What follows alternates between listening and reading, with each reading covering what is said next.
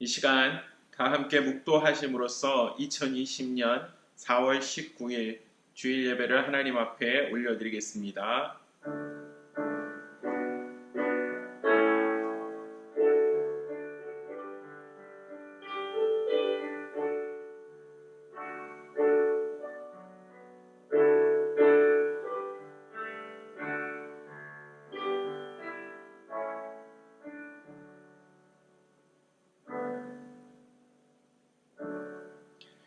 그때 여호와를 경외하는 자들이 피차에 말하매 여호와께서 그것을 분명히 들으시고 여호와를 경외하는 자와 그 이름을 존중히 여기는 자를 위하여 여호와 앞에 있는 기념책에 기록하셨느니라.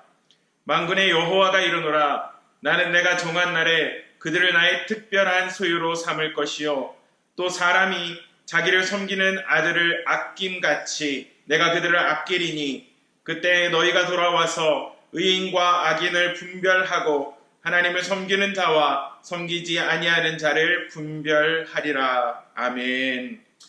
좋으신 하나님 아버지 감사합니다. 하나님 말씀하신 대로 하나님을 두려워하고 하나님을 존중히 여기는 자들에게는 하나님의 특별한 소유를 삼으시고 하나님께서 주시는 분별력과 이 세상 가운데 있는 평안과 축복을 허락하여 주신다는 그 약속의 말씀을 붙듭니다. 아버지 하나님, 이 시간 하나님을 경외하는 마음으로 저희 예배하기 원합니다. 하나님을 인정하며 나아가는 저희들이 되기를 원합니다. 주의 성령께서 오늘 예배 가운데 함께하여 주시고 이 예배를 통해 하나님 한 분 홀로 영광 받아 주시옵소서.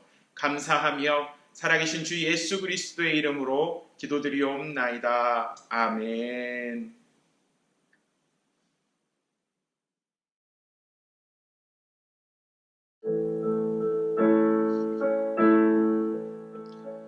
함께 찬양하겠습니다. 빛나는 왕의 왕.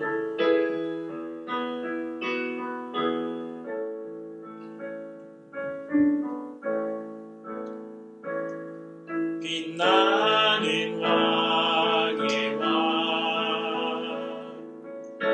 영광의 주님, 온 땅 기뻐하라, 온 땅 기뻐하라.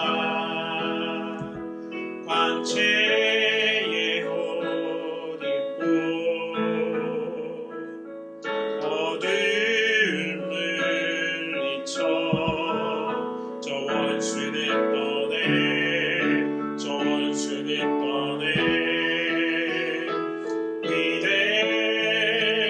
위대하신 주 찬양해. 위대하신 주 모두 알게 되리라. 위대하신 주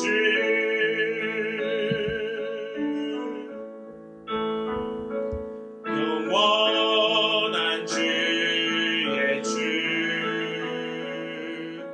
시간의 주관자 알파와 오메가 알파와 오메가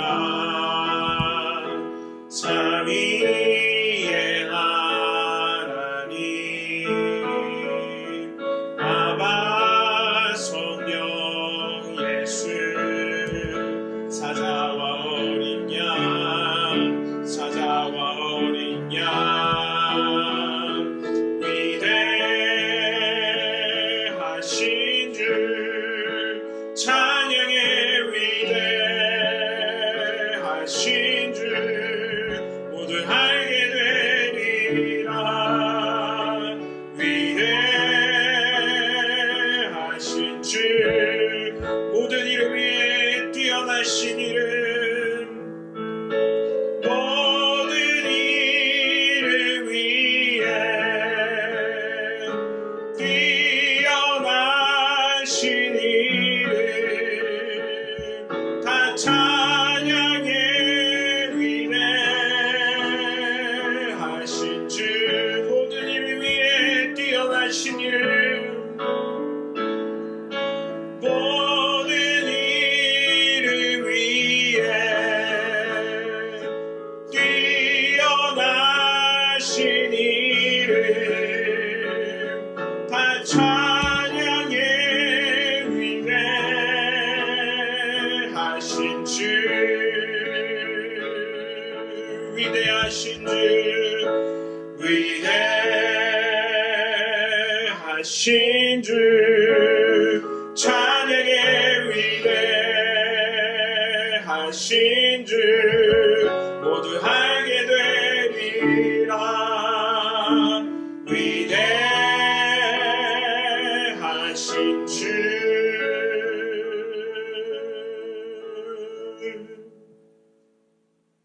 오늘 함께 나눌 하나님의 말씀입니다. 구약성경 말라기서 4장 2절 한 절의 말씀입니다. 말라기서 4장 2절입니다. 봉독하겠습니다. 내 이름을 경외하는 너희에게는 공의로운 해가 떠올라서 치료하는 광선을 비추리니 너희가 나가서 외양간에서 나온 송아지같이 뛰리라. 아멘. 오늘은 심판 중 성도의 사명이라는 제목으로 하나님의 은혜의 말씀을 나누고자 합니다. 저희가 이제 온라인 예배를 드린 것이 벌써 오늘로 6주차가 되는 것 같습니다. 이 코로나 바이러스가 도무지 언제 끝날까요? 지금 미국 내 감염자가 70만 명이 넘고 사망자도 3만 명 이상이 되었습니다. 실직자 수가 2,200만 명이 넘었다고 합니다. 아이들 학교 휴교가 아무래도 이번 학기 말까지 이어질 것 같습니다. 그뿐만 아닙니다. 사람들이 정신적으로 또 영적으로 얼마나 공핍해지고 있는지 우울증과 가정 내 폭력과 공황장애, 불안장애 같은 그런 여러 가지 스트레스성 장애들이 폭발적으로 늘어나고 있다라고 합니다. 코로나 바이러스, 육체적인 질병을 유발하는 바이러스인데요. 그 육체의 질병보다 사실은 더 큰 문제, 정신적인, 더 나아가서 영적인 고립이 아닐까라는 생각을 해보게 됩니다. 유사히 말라기 말씀을 묵상하면서 이러한 심판과 같은 상황 속에서 하나님께서 우리 가운데 하시고자 하는 일은 무엇일까? 하나님께서 우리 가운데 주시고자 하는 메시지는 뭘까? 라는 생각을 여러 차례 해봅니다. 우리가 부활절 전주에 나누었던 것처럼 말라기 선지자가 활동하던 그 시대에 이스라엘 백성들은 하나님의 관심과 시선이 이제 더 이상 이스라엘에 머물지 않는다라고 생각했습니다. 그리고 마음속 깊이 낙심하게 돼요. 하지만 우리가 그러한 보여지는 현상보다 더 중요한 것은 왜 그러한 일들이 주어졌는가? 왜 그러한 심판을 이스라엘 백성들은 당할 수밖에 없었고 하나님은 이스라엘 백성들에게 행하실 수밖에 없었는가라는 것에 대한 질문입니다. 우상숭배, 사회적인 도덕적인 병폐들, 하나님 앞에 드려지는 제사의 타락,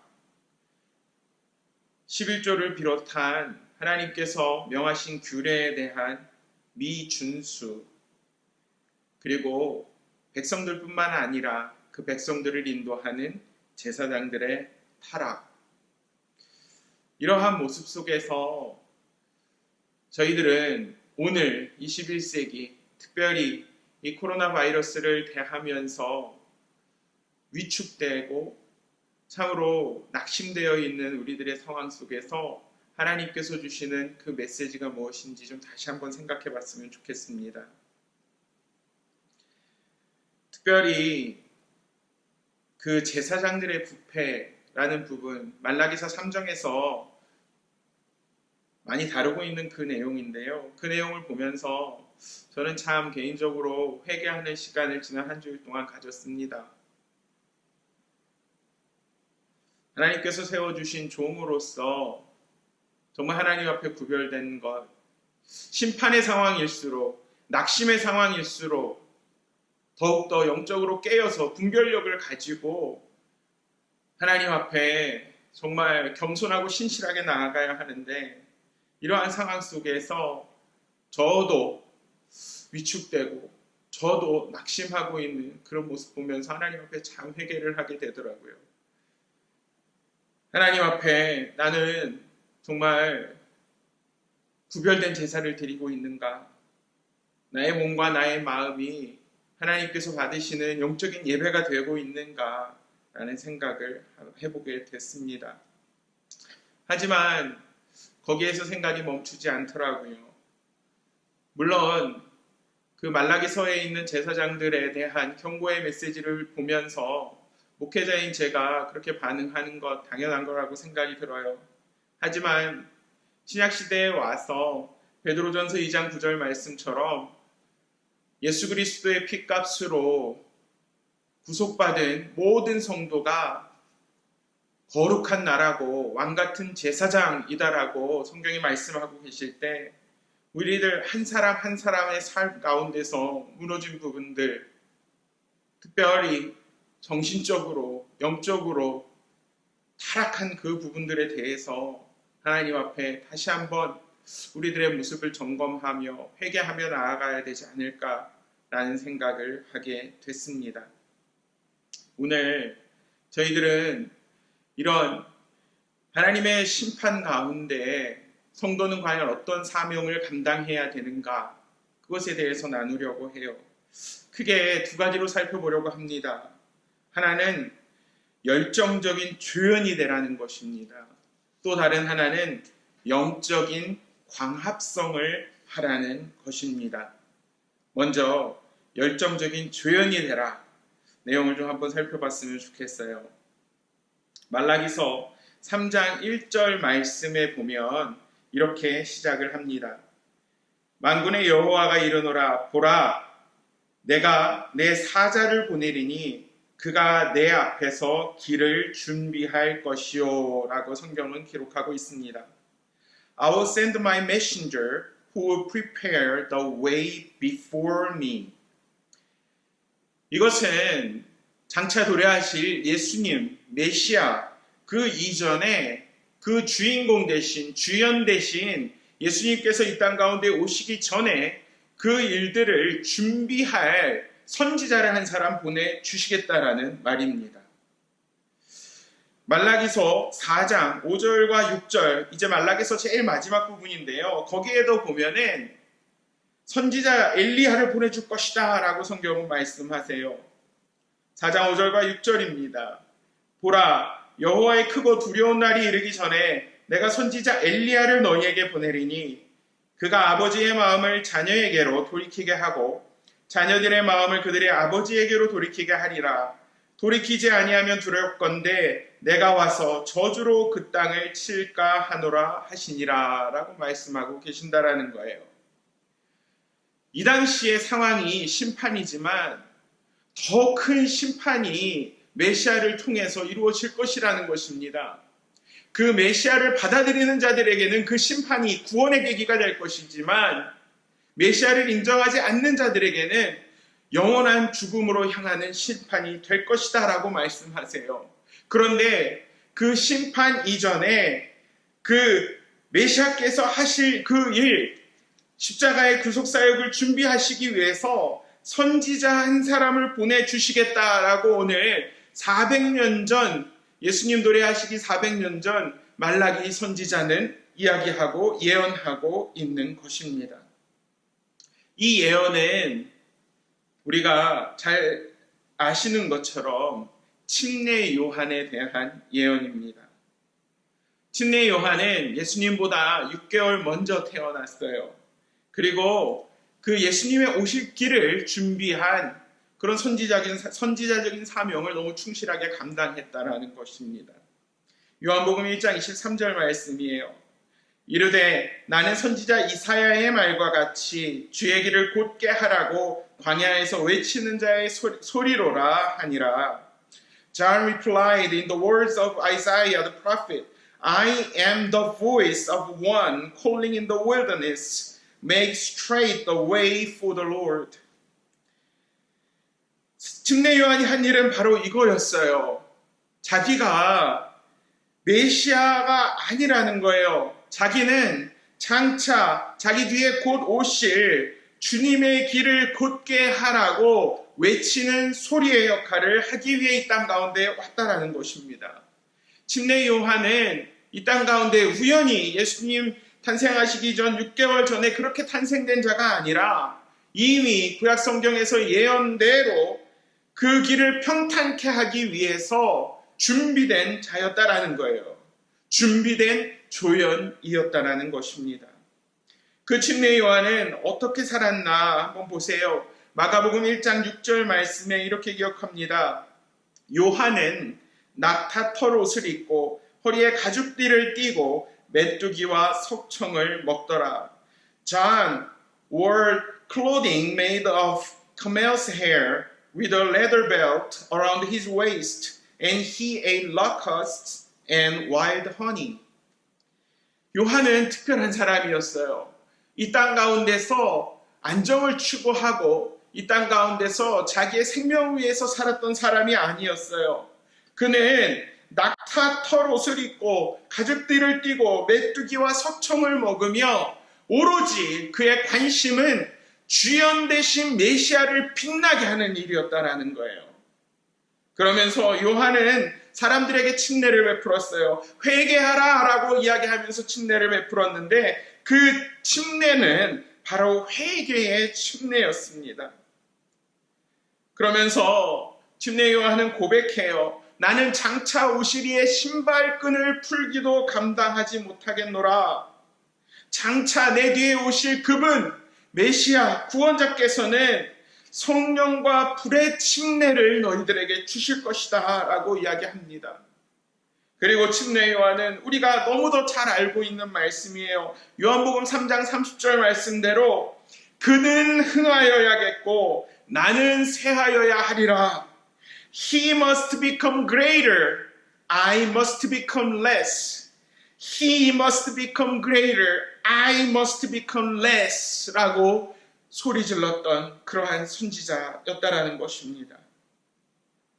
사랑하는 성도 여러분, 저희들의 삶이 특별히 이런 환난 중에서 우리들은 내 인생의 주인공으로 살아가고 있습니까?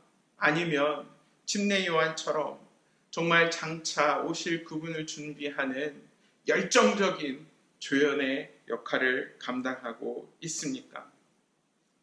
조연이라는 단어를 영어 사전에서 찾아보니까 무슨 그 supporting actor, supporting actress 이렇게도 나오지만 흔히 하는 표현이 scene stealer라는 거더라고요. scene stealer.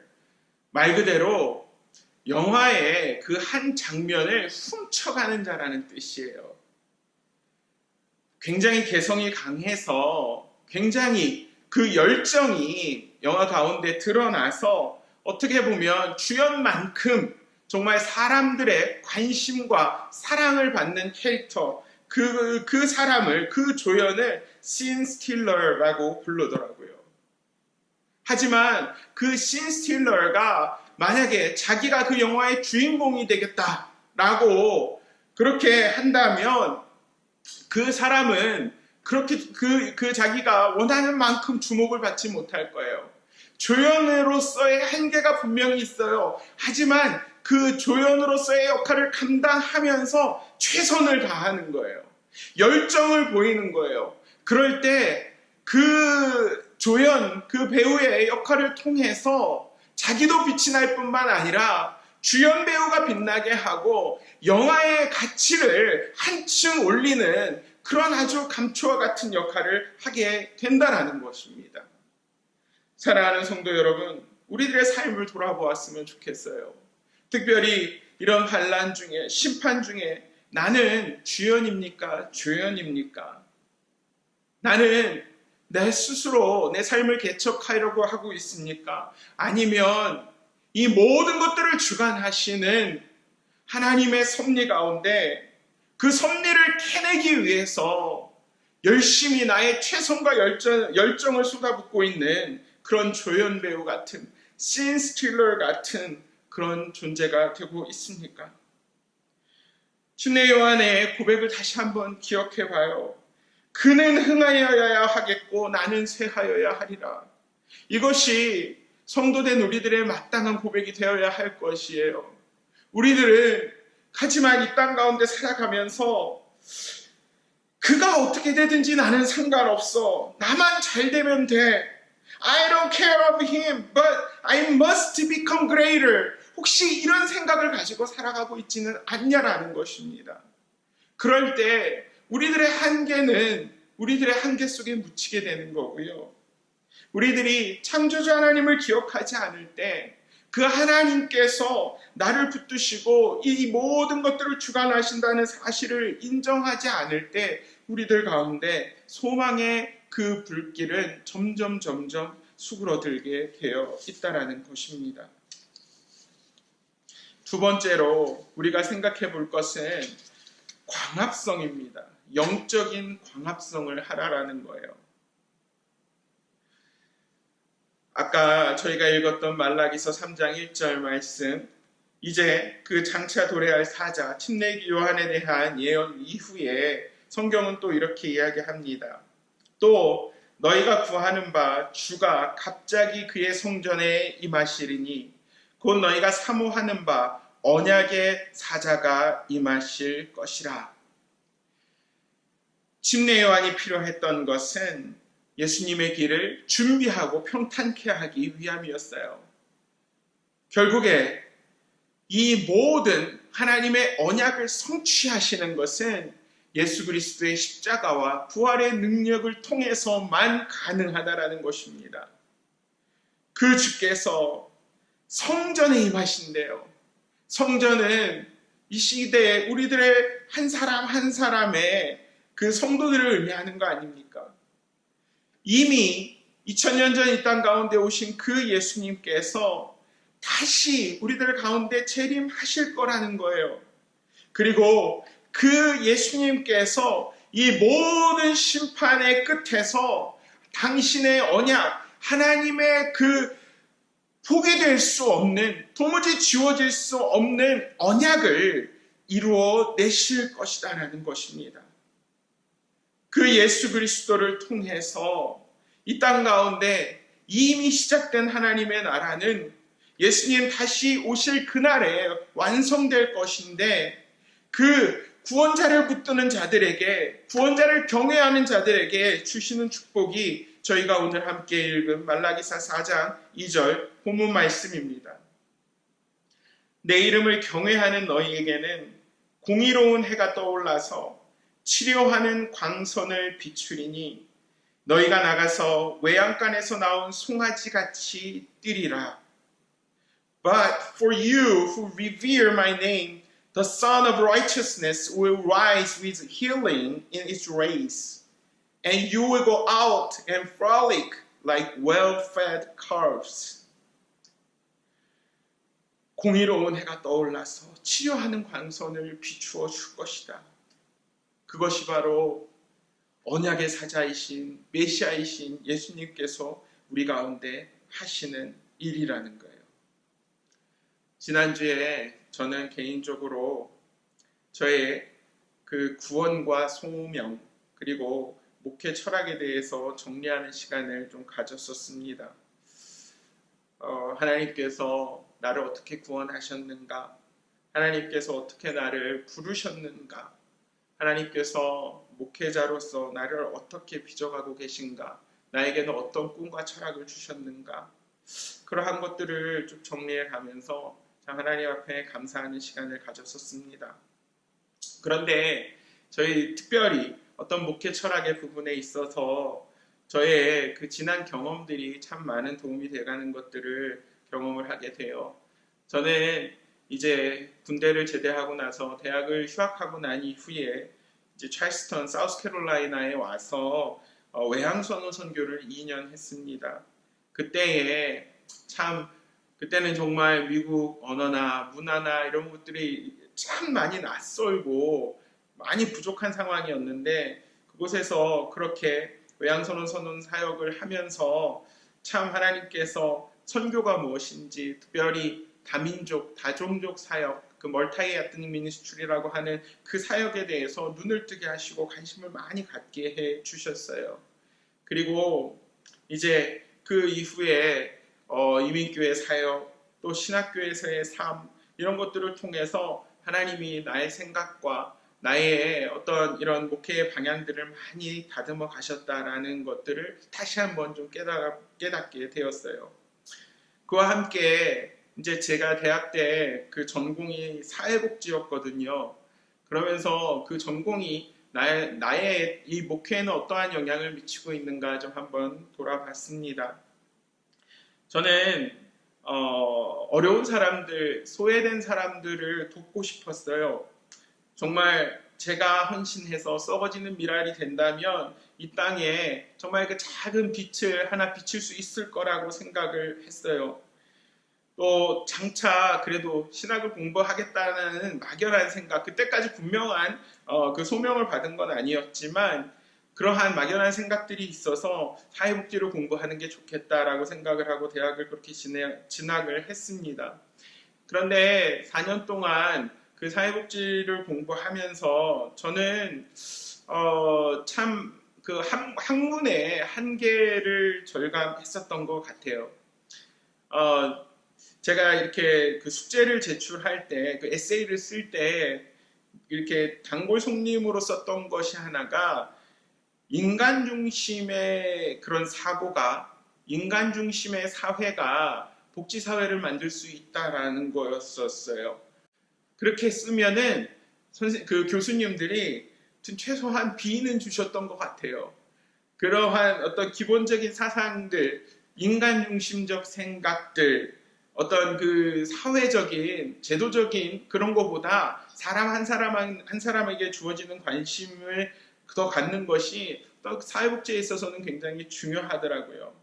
하지만 제가 그렇게 공부하면서 느꼈던 아쉬움은 그 인간 중심이라는 것에 대해서 과연 어떻게 사람을 사랑할 수 있는가, 어떻게 사람을 정말 내 몸처럼 사랑하면서 그들에게 어떠한 도움을 줄 수 있는가라는 것에 대해서는 늘 어떤 그런 한계점들이 느껴졌었어요. 공의로움이라는 것이 부족하더라고요. 복지라는 정책을 통해서 그 사람들에게 이렇게 접근하고 도울 수는 있겠지만 그들에게 근본적인 치료가 되는 방법들은 세상의 학문을 통해서 제시할 수 없더라고요. 하지만 제가 이 신앙을 통해서 정말 예수님께서 이 땅 가운데 오시고 이 땅 가운데 비춰주신 그 공의로운 해, 치료하는 광선, 이것들을 그 학문에 적용을 해보면 맞다, 거기에 근원이 있구나, 거기에 정말 동기들이 있구나, 거기에 어떤 원동력들이 살아있어서 내가 정말 그들을 사랑할 수 있게 되는구나 라는 생각을 해보게 되었습니다. 오늘 말라기서 4장 2절 말씀, 공의로운 해가 떠올라서 치료하는 광선을 주님께서는 우리 가운데 비춰주시겠다라고 말씀을 하세요. 해가 떠올라서 치료하는 광선을 비추어주신다. 지금 이 자가격리를 계속하고 있잖아요. 그런데 그 심리학자가 하는 이야기를 들어봤어요. 사람들이 초반에서 말씀드린 대로 너무 갇혀 있고요. 너무 이렇게 서로 이 사회활동을 하지 않기 때문에 굉장히 심리적으로 위축되고 깔아앉는다라는 거예요. 그럴 때에 그 집안에 있는 창문들을 다 열고 햇빛이 좋은 날 그 햇빛만 받아도 사람들이 훨씬 정서적으로 정화됨을 경험할 수 있다라고 하는 거예요. 광합성이라는 거가 생각이 났어요. 광합성, 여러분 학교 다니시면서 과학 시간에 나누었던 거 생각나세요? 빛 에너지를 이용해서 이산화탄소하고 물로부터 탄수화물과 그 유기물과 산소를 생산해내는 과정이에요. 광합성은 이제 식물체에서 일어나는 건데요. 생태계의 흐름을 봤을 때 광합성은 지구의 모든 그 생태계를 지탱하는 근본 에너지를 공급하는 역할을 합니다. 제가 여기에서 이제 같이 예배드리는 우리 영어권 아이들을 위해서 잠깐만 사전에 있는 내용을 좀 읽어드릴게요. 광합성, photosynthesis. Photosynthesis is a process used by plants and other organisms to convert light energy into chemical energy that can later be released to fuel the organism's activities. This chemical energy is stored in carbohydrate such as sugars, which are synthesized from carbon dioxide and water. 지금 우리가 보는 것처럼요, 이 이산화탄소하고 물이 그냥 있을 때는 그것들이 어떤 에너지를 만들어내지 못한다라는 거예요. 하지만 빛을 받아서, 햇빛을 받아서 이 이산화탄소와 물이 이제 반응할 때에 그 이산화탄소와 물이 햇빛 때문에 탄수화물, 유기물들, 이 식물들이 자라는 데 있어서 필요한 에너지들을 발생하고 제일 중요한 거예요. 우리로 하여금 호흡하게 할 수 있는 그 산소를 생산해내게 된다라는 것입니다. 여러분, 저는 이 광합성을 생각하면서 우리들의 영적인 생활을 한번 생각해 보게 됐어요. 특별히 지금 우리는 이러한 심판과 같은 상황 가운데서 광합성을 하고 있나요? 빛이 없고 어둠만 있고요. 그런 어떤 이산화탄소만 가득해서 숨쉬기도 어려운, 숨이 탁탁 막히는 그런 상황 아니에요. 하지만 이럴 때 우리들이 영적인 광합성을 통해서 공의로운 해가 주시는 그 치료하는 광선을 경험한다면 어둠 가운데, 죽음 가운데 있는 이 땅 가운데 생명력 있는 에너지를 줄 수 있다라는 거예요. 산소를 공급할 수 있다라는 거예요.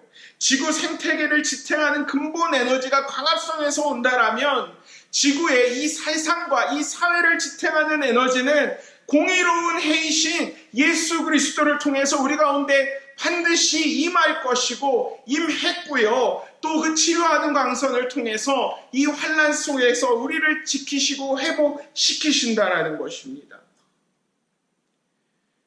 코로나 사태를 바라보면서 회복이 과연 될까라는 생각을 해봐요. 지난주에 이제 트럼프 대통령이 3단계 그 경제 회복 그 단계에 대해서 이야기했지만 그것이 생각보다 쉽게 이루어질 것 같지 않아요. 어떤 경제학자들은 이전의 경제 상황으로는 완전히 돌아갈 수는 없을 것이다 라고 이야기하는 사람도 있었어요. 이럴 때에 저희들은 어떻게 해야 할까요? 심판 중에 성도, 교회가 해야 되는 사명은 무엇인가요? 침례 요한처럼 정말로 그 주연 대신 이 땅 가운데 다시 오실 그 주님의 길을 준비해야 하는 것 아닐까요? 현상, 사람들이 죽어간대, 몇 사람이 감염되었대, 거기에 두려워하는 것이 아니라 거기에서 공포와 그러한 어떤 스트레스를 받는 것이 아니라 이제는 우리들의 두려움의 대상이 현상이 아니라 하나님 앞으로 옮겨져서 이 모든 것들을 섭리하시고 주관하시는 하나님을 두려워할 때에 하나님께서 주시는 그 공의로운 해가, 공의로운 그 치료의 강선이 우리들의 삶을 덮어주시기를 고대해야 되는 것이 바로 우리가 해야 되는 일들은 아닐까요? 침례 요한은 예수님의 처음 오심을 준비한 사람이었어요.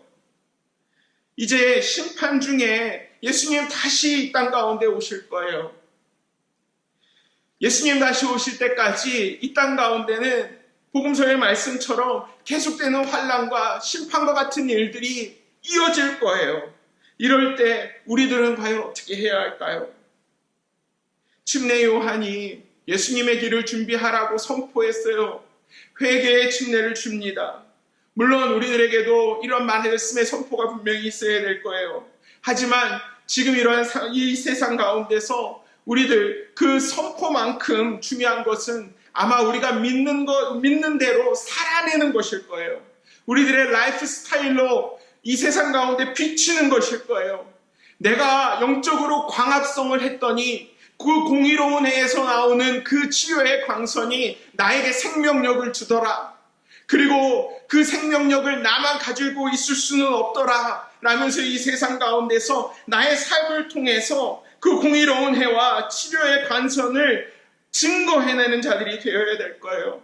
이 땅 가운데는 포로된 자들이 너무 많아요. 자유를 고대하는 자들이 많아요. 그들을 향해서 그 공의로운 해가 치료하는 광선이 비추었을 때 외양간에서 나온 송아지가 짖뛰게 하는 그런 자유를 함께 나눌 수 있는 그런 도구가 될 만한 사람이 저와 여러분들이 우리의 교회가 되어야 하지 않겠냐라는 것입니까? 않겠냐는 거예요. 외양간에서 나온 송아지가 얼마나 기쁘겠어요. 저희들도 그런 기쁨을 나누기 위해서 우리들의 그 열정적인 조연의 역할을 오늘도 감당해야 하지 않겠냐라는 거예요. 억압되고 고립된 자들이 있어요. 그런 정서적인 아픔 속에서 정말 고통받고 있는 자들이 있어요. 그들에게 영적인 산소를 공급해 줄 수 있는 것은 복음의 능력 아니면 무엇이겠냐라는 것입니다. 교회와 성도가 그 일을 감당하지 않으면 우리는 어떻게 이 빛을 드러낼 수 있겠냐라는 거예요. 어둠과 죽음의 그림자가 우리를 둘러싸고 있는데 이럴 때에 정말 그 생명력은 공의로운 해에서부터만 나온다. 치료하는 광선을 통해서만 나온다라는 것을 우리가 보여줄 수 있는, 우리들의 삶을 통해 증거할 수 있는 자들이 되어야 하지 않겠냐라는 것입니다.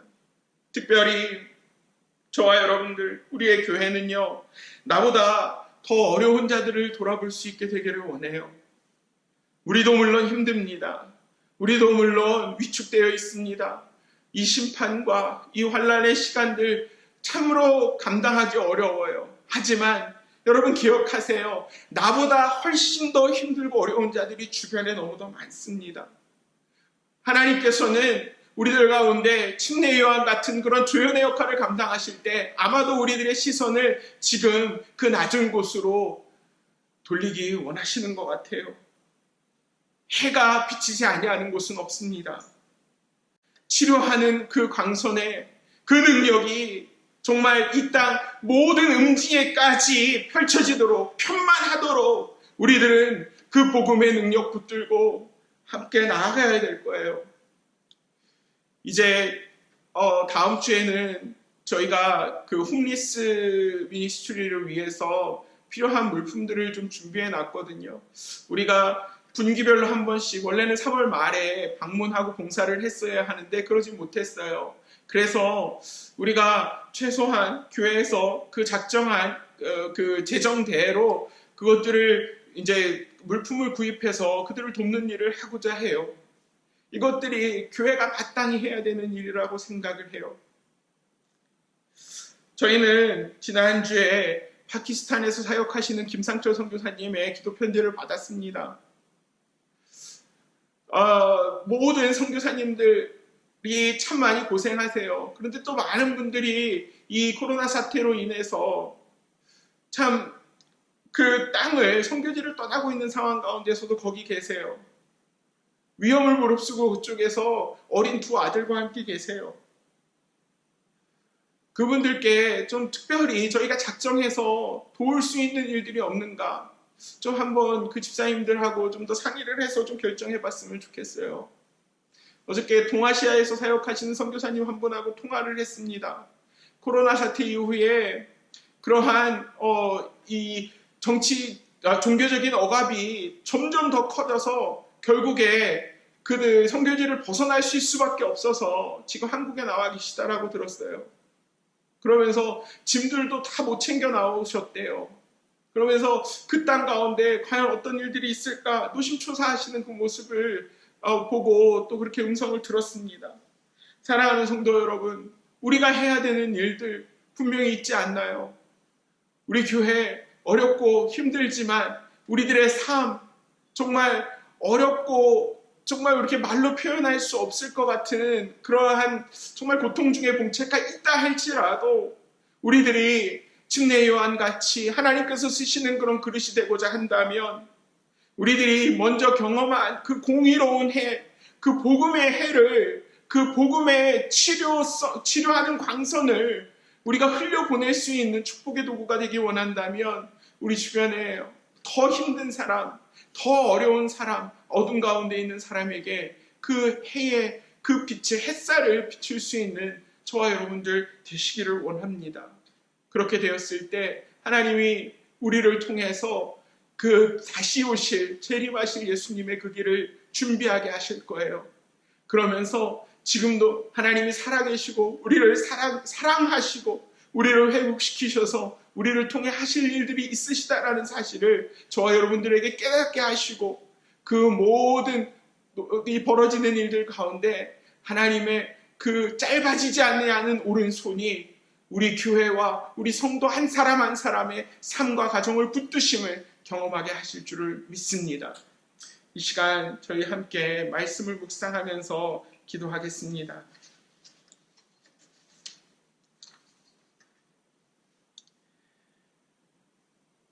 아버지 하나님, 저희들의 삶이 참 어렵습니다. 특별히 이 코로나 사태가 생각보다 오래 지속되면서 정신적으로, 육체적으로, 경제적으로 참 우리들의 삶이 너무도 어렵습니다. 주님, 이럴 때 우리 성도들, 우리 교회는 과연 어떤 일들을 감당해야 할까요? 세상 사람들과 동일하게 똑같이 그 현상적인 것들에 두려워하면서 나의 그 생계를 걱정하고 하나님, 내 발 앞에 떨어진 그 불들을 끄기 위해서 노심초사하는 것, 거기에 멈춰야 할까요? 너희는 먼저 그의 나라와 그의 의를 구하라. 그리하면 이 모든 것들을 너희에게 더하신다라고 하셨습니다. 하나님, 우리들이 힘들수록 어려울 때일수록 하나님의 나라와 하나님의 의를 구하는 우리가 될 수 있기를 원합니다. 아버지 하나님, 정말 치료하시는 능력은 공의로운 해 대신 예수 그리스도를 통해서만 나옵니다. 아버지 하나님, 우리가 그것들을 잊지 아니하게 하시고 하나님, 어려운 나의 삶에도 불구하고 하나님 앞에 내어드리는 것, 특별히 또 내 주변에 어려운 가운데 신음하고 있는 자들에게 먼저 손을 내밀고 또 여러 선교지에서 이 어렵고 힘든 상황 가운데서도 자리를 지키며 복음을 전하시는 그분들에게 하나님 우리들의 손을 내밀고 노숙자들에게 또 정말 이 땅 가운데 소외된 계층에게 우리들의 관심과 우리들의 시선을 줄 수 있는 우리 성도들, 우리 교회 되게 하여 주시옵소서. 그래서 하나님께서 우리를 통해서 하시는 그 일들, 지금도 역사하시는 하나님의 그 능력을 우리 각 교회와 하나님 아버지 우리 각 가정과 한 영혼 한 영혼이 경험할 수 있도록 은혜 베풀어 주시옵소서. 감사하며 살아계신 예수님의 이름으로 기도드리옵나이다. 아멘.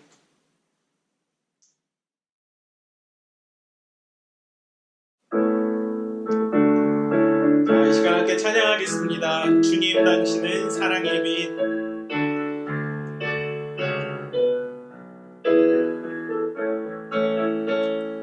주님 당신은 사랑의 빛. 어둠 가운데 비추소서. 세상의 빛 예수를 비추사 당신의 진리로 우리를 자유케 비추소서. 우리 위에 비추소서. 주님의 영광 온 땅 위에 불소서. 내게 성령의 불을 넘치소서. 은혜와 긍휼을 열방 중에 전하소서. 빛 대신 주의 비추소서.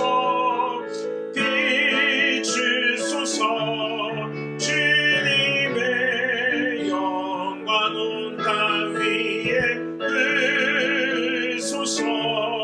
내게 성령의 불을 넘치소서.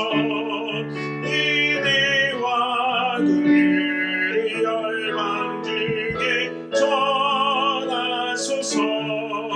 빛 대신 주의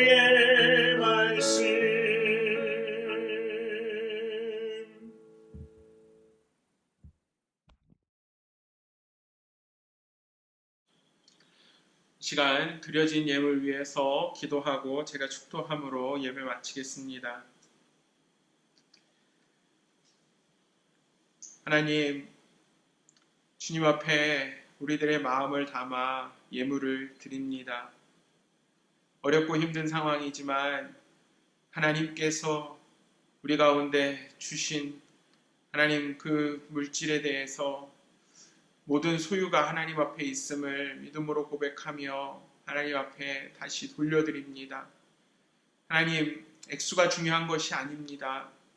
저희들의 마음, 과부의 두렙돈과 같은 이런 헌금을 드리는 그 과부의 마음, 하나님 아버지여 저희가 소유할 수 있도록 하여 주시고, 하나님 우리들의 마음을 중심을 살피시는 하나님 앞에 하나님 우리들의 그 모든 것들을 주님 앞에 다시 내어드리고 하나님 나라를 위해 충성할 수 있는 우리 성도 한 사람 한 사람 될 수 있도록 도와주시옵소서. 어려운 상황 가운데서도 예물 드린 손길 가운데 하나님 아버지여 그 기업과 그 가정과 그 자녀들을 축복하여 주시고 이 헌금이 쓰이는 곳곳마다 하나님의 나라가 확장되고 복음이 땅끝까지 전파되는 데 쓰임받는 예물 되도록 주여 은혜를 베풀어 주시옵소서. 감사하며 예수님의 이름으로 기도합니다. 아멘. 축도합니다. 지금은 우리 주 예수 그리스도의 은혜와 아버지 하나님의 크신 사랑과 성령님의 교통하심이 심판과 환난 가운데서도 하나님께서 우리 성도들에게 우리 교회에게 주시는 그 사명을 깨닫고 침례 요한처럼 열정적인 조연이 되어서 다시 이 땅 가운데 오실 예수 그리스도를 기대하며 그 길을 예비하는 우리 모두가 되기로 결단하는 그 한 사람 한 사람의 심령 위에 또한 영적인 광합성을 통하여서 이 생명력 없는 이 땅 가운데 공의로운 해에서 나오는 그 치료하는 광선으로 생명력을 공급하고 소외된 자들, 어두운 가운데 있는 자들에게 그리스도의 복음을 들고 그들에게 정말 따뜻한 손을 내밀기로 결단하는 주의 백성들 위해 지금부터 영원토록 함께 하시옵기를 간절히 축원하옵나이다. 아멘.